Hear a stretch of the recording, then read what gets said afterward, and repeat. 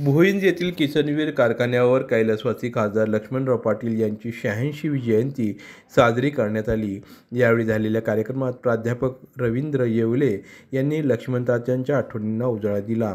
तळागाळापर्यंतच्या लोकांपर्यंत पोहोचणारे लक्ष्मणतात्या पुन्हा होणे नाही असे सांगतानाच आमदार मकरंद पाटील हेही त्यांच्या पावलावर पाऊल ठेवत असल्याचे सांगितले। यावेळी तालुक्यातील सर्व कार्यकर्ते यांनी तात्यांना आदरांजली वाहिली। संजय माटे, VM न्यूज मराठी। त्यावेळेला हमखास डमी अर्ज म्हणून आमच्या दादांचा अर्ज, आमच्या चुलत्यांचा हा त्यावेळेला भरत असत।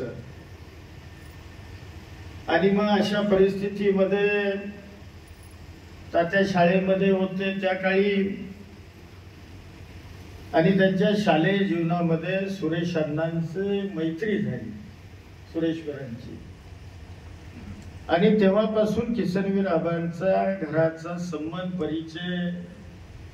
राष्ट्रवादीची ज्या वेळेला 19 मला वाटते 99 साली स्थापना झाली त्यावेळेला सातारा जिल्ह्याचं अध्यक्षपद त्यांना मिळालं होतं।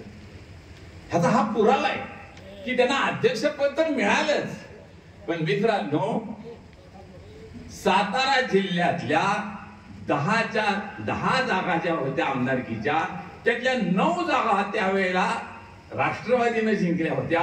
ह्यातच त्यांचं यश। अच्छे लोगों की अच्छी पसंद आता खास खवय्यांसाठी royal biryani and caterers. Royal लोकांची रॉयल पसंती, royal biryani and caterers.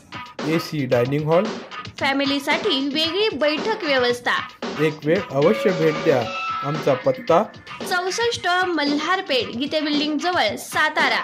Mobile number 86 37 70 0070। अच्छे लोग अच्छी पसंद, रॉयल बिर्याणी अँड केटरर्स।